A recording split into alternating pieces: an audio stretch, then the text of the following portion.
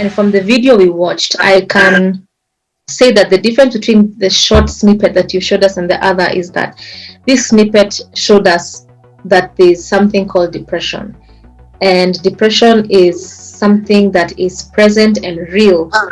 Depression can look like laziness, it can look like avoidance, it can look like being a snob and not talking to your friends.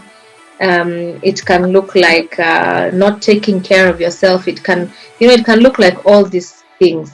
And how I see anxiety and depression together is that when you have symptoms of anxiety, you're not able to function normally.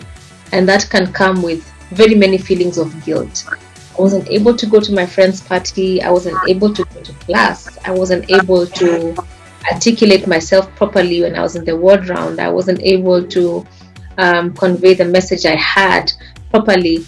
And you feel guilty. And when you feel guilty, you have now what we call negative thinking patterns or unhelpful thinking patterns. And in the video, you'll hear the actor saying things like, I feel like I'm a failure. I'm good for nothing. Nobody loves me. I've been able to convince myself that nobody loves me. Those are negative thinking patterns. Those are unhealthy thinking patterns, because there's that element of thinking that comes with both anxiety and depression, which propels you to continue feeling the way you're feeling. So it's like these two can coexist together. It doesn't mean that you have to have them, but they can coexist together because of how one can bring about the other, And so it's ever so important to keep on sensitizing and normalizing these things, especially to individuals who are going through challenging life circumstances, or they have a genetic predisposition.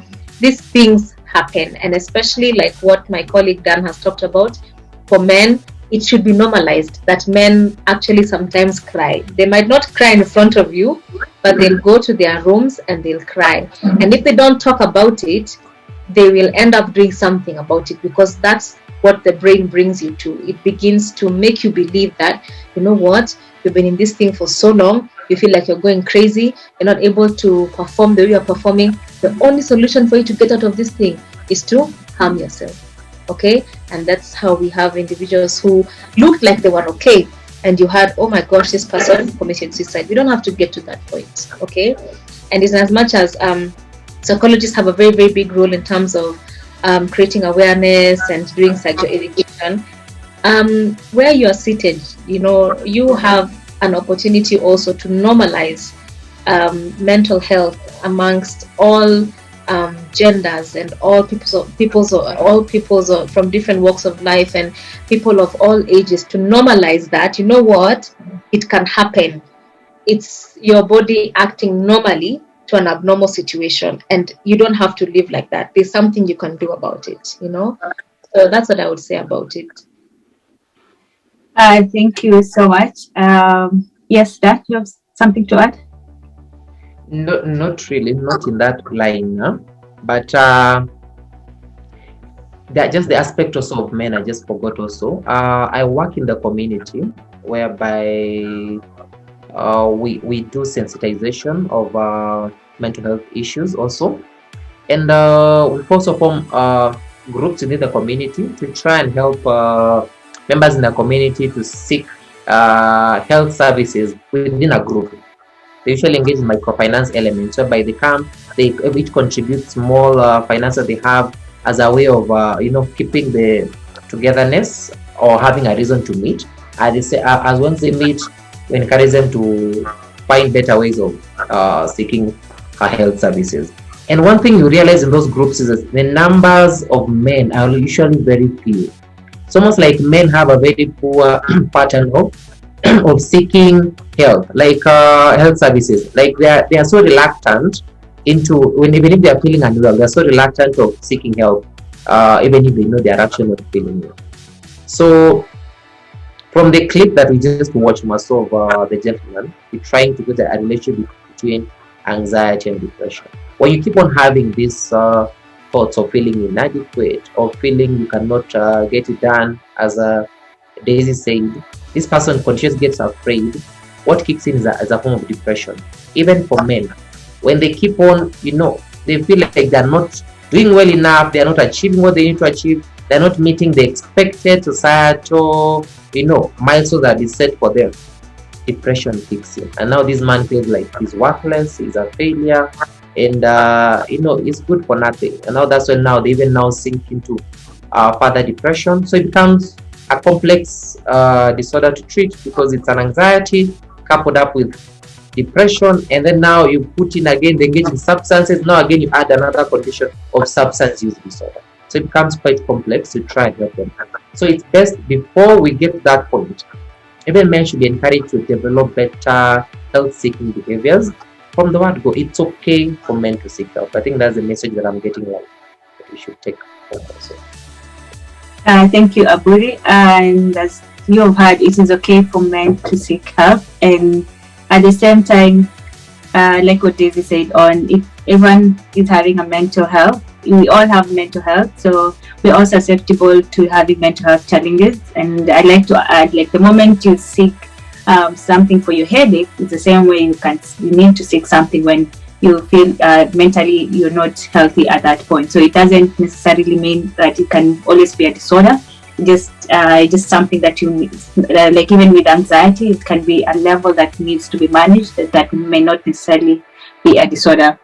So I know time is far much spent, and I like today's discussion. And generally, we need to stop the notion of kuwa macho. I think at the moment it has been on both genders, both male and female. The male feeling they need to be strong, and also just the female feeling maybe I have too much responsibilities. We have also seen, like, even just recently, being maternal mental health, we have cases where women who are affected with postpartum depression, several may not even come forward and say or even talk about it, because they feel, I have a responsibility back at home. I need to be strong for my husband. I need to be strong for my children, not to seek treatment for it. So if we normalize the notion of having to seek treatment for mental health, or even just reaching out to a friend, and also just as Mental Bridges, we're just providing a platform for people to reach out and engage with us. We're going to have we have certain private groups in Facebook to have private discussion, like if you want to bring upon discussion on a particular area, or you need help on a particular area. I know Dan and Daisy will be available for a particular period of time. If they can, we would love for them to be available for a particular period of time, just to be able to engage and answer questions within these private groups that we will unveil now for the topic on anxiety. So just to end today's discussion, this is not the closing the lead of anxiety. This is just our initial discussion. We can have several discussions online. But just to close it, I guess I'd love to hear a parting shot from, Daisy and Dan. Then, yeah, we can move forward. Who wants to go first? I think my parting shot would be to remind everyone that it's okay to be okay. It's okay not to be okay. And I know that that's a very cliche thing to say, because everyone is saying that. But for real, it is okay not to be okay. And it is okay for you to seek services and for you to seek help. It's okay for you to talk about what you're feeling. No one is going to get tired of you. Healthcare professionals will not get tired of you. And we encourage you to do so. You should not live a life thinking that that's what your life is going to amount to. It doesn't have to be like that. We can help you achieve quality life, and that's what life is about. So it is okay not to be okay, and it is okay to seek services for as many times as you need to. It's fine. It just proves that you're human, and it's okay. Yeah. Thank you, Daisy. And I think I'll just pick it from there. We are coming from a Kenyan background, and I think there's one thing that you were told when you were growing up, is that we are not allowed to show emotions or feelings. I think this was also went for both genders, but it was worse for men. We are not supposed to talk about your feelings. Those are things you're not supposed to show. Whatever you're feeling, you take it in, and you show action, you behave, you go to school, you keep on taking responsibilities. And I think the message is that it's okay for us to talk about our feelings. It's okay to talk about our fears and that all those uncertainties that we have within ourselves. It's okay for us to talk about them, and it should never be a cliche that we should go and seek mental health services. I think, as LJ said earlier, that when you have a headache, you seek for a painkiller to take that pain away. It's the same thing. When you're having certain feelings or emotions or uncertainties, it's okay for you to seek a therapist and for you to seek those services. Talk therapy is not just talking, it's a therapy, and there's a reason why it's called therapy. Some people actually downgrade you thinking, now I'm going to talk to someone, how will that help me? It will, because it's a therapy, meaning it has a medical aspect to it. So it's important for us, it's okay for us to seek help, and it's okay for us to seek professional help when it comes to matters of mental health. Okay, you've heard it, guys. I'm so glad I had these two amazing people on today's discussion. I just love how their brain works, and I'm happy to have them on this discussion on anxiety. So after this video is out, we'll be able to share so much more, and even just where, like, if you're in Nairobi, Daisy works in Nairobi, where if you want to have therapy sessions with her, how you can be able to reach the hospital and stuff. So I guess once we have permission on that, we can be able to share. Thank you so much for Daisy and Dan for joining me today. Being your host, Lucy Akinyi, and this is the Be Informed, Then Inform movement, Mental Bridges. Kumbuka, form ni kuinform. Thank you.